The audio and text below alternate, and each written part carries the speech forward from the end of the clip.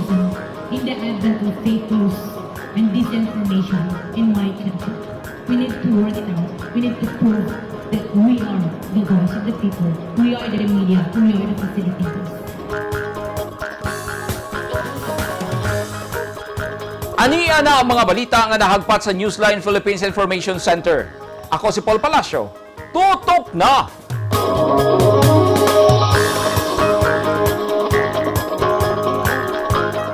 Sa mga headlines, slaughterhouse sa Maa, Davao City, temporaryong gisirado tungod sa baboy nga naihaw nga naay ASF. Hapit gatos ka mga bora-bora nga tambotso sa motor, gipaligsan og pison sa Alabel, Sarangani Province.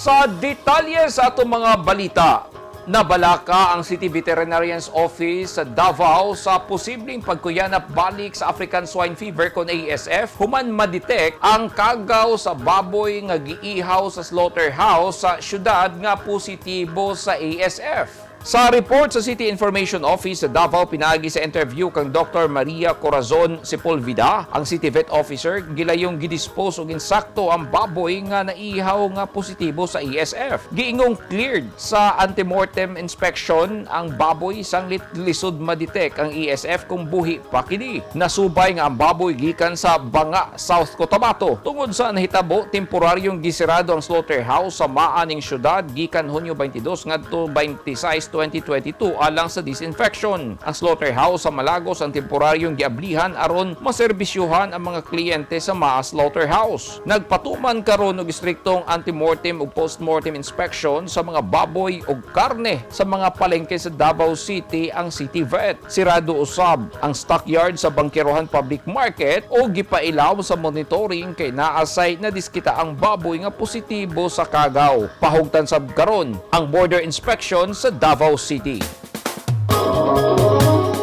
Giapuran og mga baktin sa Department of Agriculture ang mga kwalipikadong backyard racers sa nagkadayang barangay sa lungsod sa Laak, Davao de Oro. 70 ka mga residente ang nakadawat sa baboy isip sentinel contesting kung nawagtang na ba sa hingpit ang African Swine Fever sa lungsod. Kini ubos sa ASF Recovery Program sa DA kung diin adunay gihatag nga feeds ang gobyerno. Mismong si Laak Mayor Antonio Libuangan ang naningkamot nga matuman ang programa sab kini aron ma-stabilize ang presyo sa karning baboy. Gipahinumduman ang mga benepisyaryo nga ampingan ang mga gihatag nga baktin ug dili basta-basta ang pagkaunon ug salin nga pagkaon sa tao nga mo'y hinungdan nga mobalik ang pagkailap sa virus.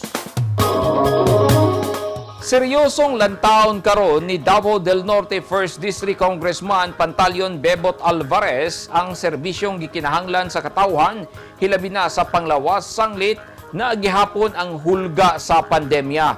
Buot niyang maglibot sa barangay aron matino usab ang angayang serbisyo nga ihatag sa katawhan nga haom sa panginahanglanon. Ani ang report ni Eugene Hinutan. Basta tagagpagtagad karon ni Davao del Norte 1st District Congressman Pantaleon Bebot Alvarez ang social services sa iyang ulahing termino isip kongresista sa probinsya. Matud ni Alvarez, mas gikinahanglan sa katawhan sa Davnor ang mga serbisyo alang sa panglawas, ayuda sa mga nagpitos, aron makamugna og daghang oportunidad nga makatabang og dako dili lang sa mga residente apan lakip na ang pagpalagsik balik sa ekonomiya sa probinsya nga nahagsa tungod sa pandemya. Usasab sa giplano ni Alvarez ang paglibot sa matag barangay aron matino ang tinuod nga gikinahanglan sa mga tawo. More on social services siguro, no, kay infrastructure services daghan naman kog nahatod sa distrito. So mag-focus ta karon sa social services. And then, kining I will engage in listening tour. Madto ko sa mga matag barangay. Dili para mangayog tabang sa katawhan, kundi para maminaw. Mamati ko sa ilahang mga mulo. Basin pa di ay, managhap lang ko. Mamasin. Basin sa ginagmayng pamaagi, matubag na ko, matabangon ang ilang mga problema. Mag-una ko sa District 1. No, kay mo man ako ang distrito. District 1. karon if I have enough time, enough energy, basin mo bisita po ko sa mga barangay sa distrito.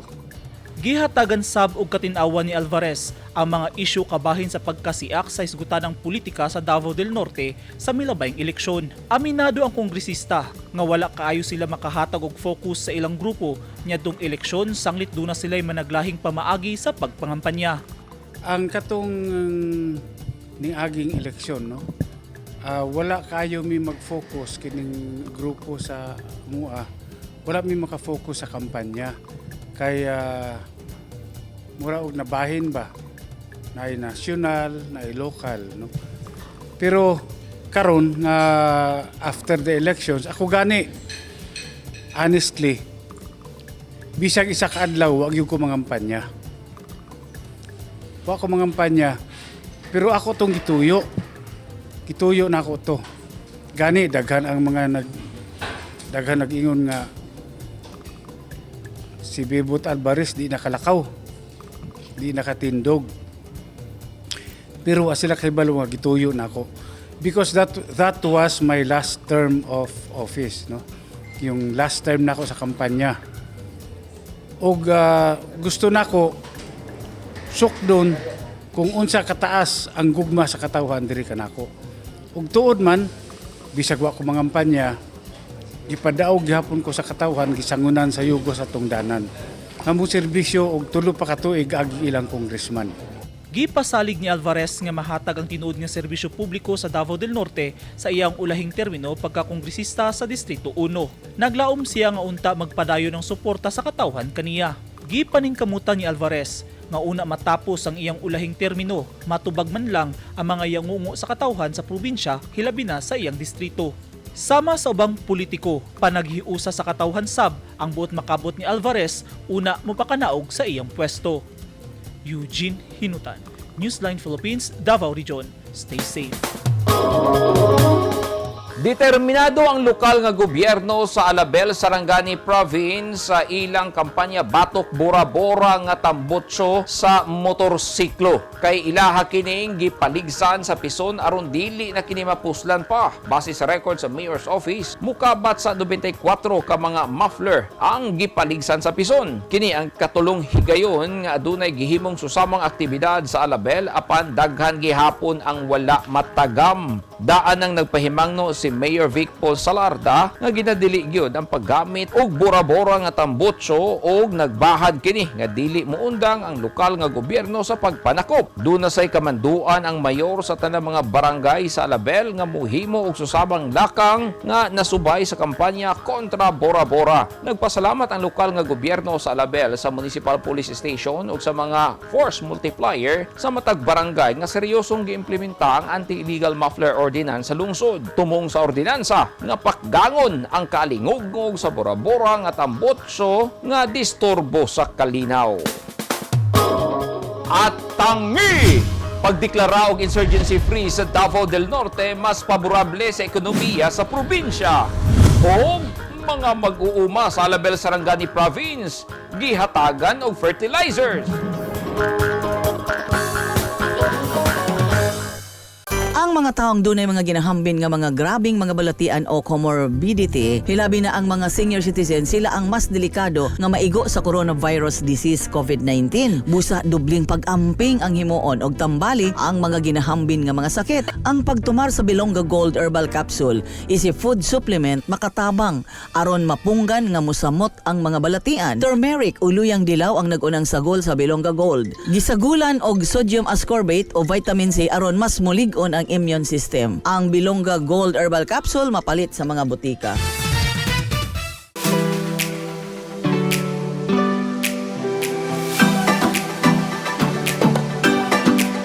Do you want to be beautiful inside out? Visit RNC Lounge Aesthetics and Wellness, located at Door 3, Molavi Building, Emilio Jacinto Street, Davao City. Your total beauty and wellness center.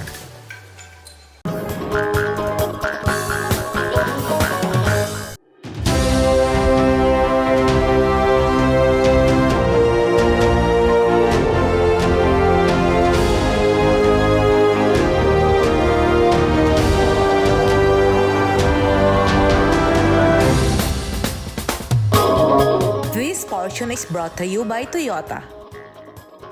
This portion is brought to you by Rizal Memorial Colleges. This portion is brought to you by Davao Light and Power Company. Mas mo paspas pa ang kalambuan sa probinsya sa Davao del Norte karong gideklara ng insurgency-free ang lugar. Makasustener na sab ang programa sa gobyerno nga walay maagian nga kalangay tungod sa deklarasyon o giilang kadaugan kini sa katawhan. Ani ang report ni Eugene Hinutan. Gipasigarbo ni Davao del Norte Governor Edwin Hubahib ang kadaugan sa End Local Communist Armed Conflict kun ELCAC nga naangkon sa probinsya o gideklaran na ang lugar nga insurgency free.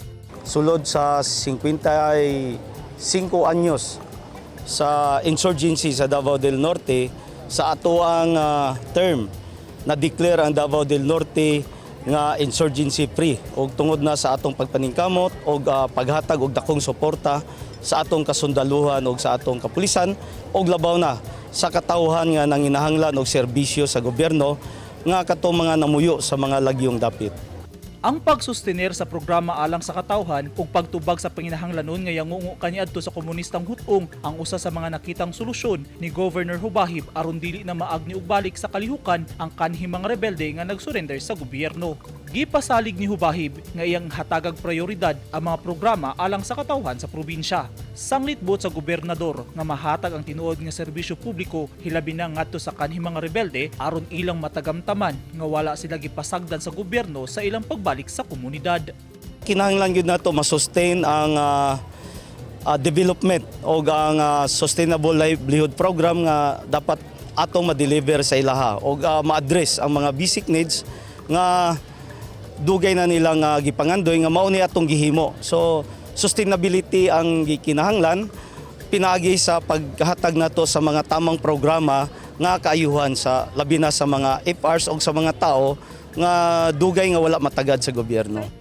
Mas paligunon ug palapdan pa sa gobernador ang kaagapay nga programa sa Davao del Norte aron mas daghang residente ang makapahimulo sa programa. Mao ni atong kaagapay program. Ang kaagapay program nga diin nga ang mga kaigsunan to katawhan nga walay mga trabaho o naglisod sa pagkaon sulod sa tulo ka busy sa usa ka adlaw ato silang nahatagan na karog income o makakaon nag-insakto ang ilang pamilya o ato silang gitabangan nga ang ilang anak nga masigurado nga makaeskwela gikan sa elementary hangtod sa college pinagi sa scholarship grant nga atong gihatag sa atong probinsya sa Davao del Norte. Nang hinaot si Hubahib nga pinaagi sa mga programa nga ilang ihatag sa katawhan, mas daghan na unya ang makabarog balik nga apektado tungod sa nasinating pandemya. Hilabi na gyud sa mga kanhing mga rebelde sa probinsya. Naglaom sab siya sa kooperasyon sa katawhan aron hingpit nga makabot ang pangandoy nga panaghiusa. Eugene Hinutan, Newsline Philippines, Davao Region. Stay safe. Nakasinati og baha ang ubang lugar sa Zamboanga City karong hapon tungod sa siging ulan hatod sa Intertropical Convergence Zone kon ITCZ ug Low Pressure Area kon LPA. Base sa post sa Facebook page sa City Government of Zamboanga, ang mga lugar nga kalit gibaha mao ang Barangay Bungyaw ug Bulong sa East Coast sa syudad diin nakuhaan kini og hulagway ni Bulong Bion Reynold Cabayat Cruz. Diin makita ang mga balay nga gipangbaha. Sa report adunay mga agricultural products ang nadanyo sa baha. Subay sa weather update sa State Bureau nga pag-asa ang pag-ulan hatod sa ITCZ ug LPA nga daghang lugar sa Mindanao ang apektado. Gipangdawat sa mga benepisyaryo gikan sa Barangay Pag-asa o Barangay Paraiso sa lungsod sa Alabel, Sarangani Province ang mga farm inputs gikan sa Department of Agriculture Special Areas for Agricultural Development kun diisaad kagahapon sa hapon Hulyo 4, 2022 human sa gipahigayong inaugural session sa mga miyembro sa 14th Sangguniang Bayan. Gilangkuban kini sa 38 sacks sa urea fertilizer, 38 sacks sak sa potash fertilizer, 38 ka sako sa complete fertilizer, 22 ka sako sa feeds, 4 ka sako sa corn bran feeds, 4 ka sako sa soybean feeds, ug 14 ka battery-operated knapsack sprayer. Sumala sa Alabel Municipal Fisheries and Aquatic Resources Management Council, lakip usab sa gipanghatag ang rice ug corn meal ngadto sa mga Farmers Association butang nga gikalipay sa mga mag-uuma nga napiling kabahin sa programa. Nagpasalamat ang LGU Alabel sa DE Saad Region 12 sa walay puwas nga pagtabang sa mga mag-uuma, hilabi na sa mga organisasyon sa kabukirang lugar sa lungsod sa Alabel.